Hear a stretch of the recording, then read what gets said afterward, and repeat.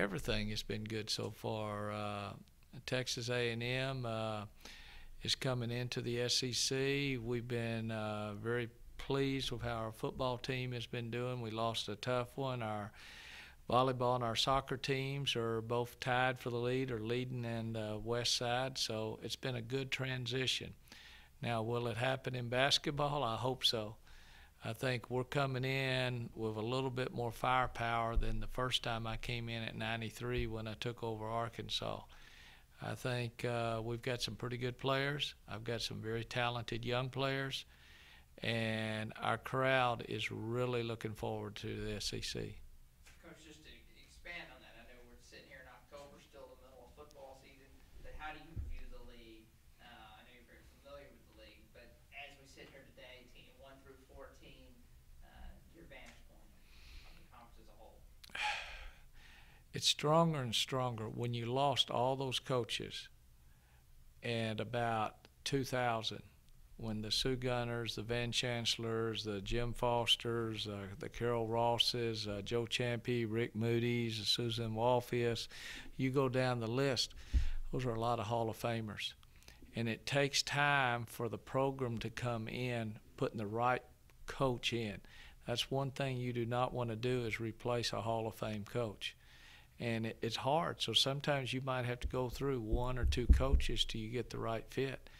But I really think the top of the league and the middle of the league, those coaches have all been in place for a long time. I think it's going to be a dogfight. It's the first time I've ever been in the league that a Tennessee has not been picked to win it. And even when I wasn't in the league. But I think Kentucky has earned its right to be at the top right now. They've got 4 starters back and a couple that sat out last year. And I think Matthew Mitchell is giving Calipari a run for the money on who's the man in Kentucky.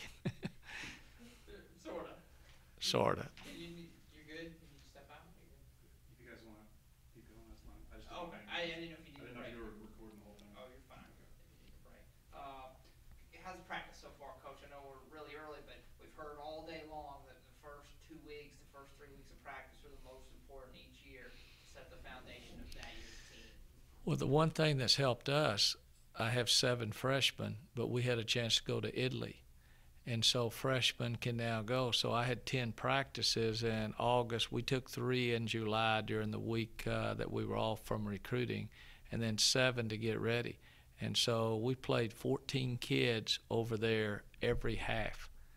Went 3-1 over there and got better. I got a chance to learn a little bit about them, but now when we've come back now to the practice court, the competition they see every day against each other was stronger than the competition we saw in Italy.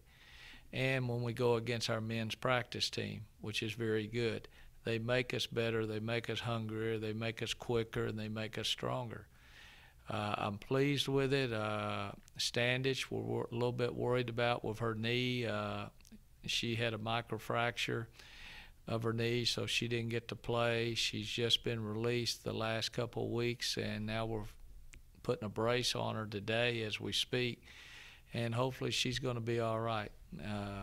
But I've got a lot of point guards this year for once in my life. I've got 4 kids that can play point, and every other freshman had to play point on their high school team at some time just to bring the ball down. So point guard's not a problem. Leadership is. We have to develop the leadership.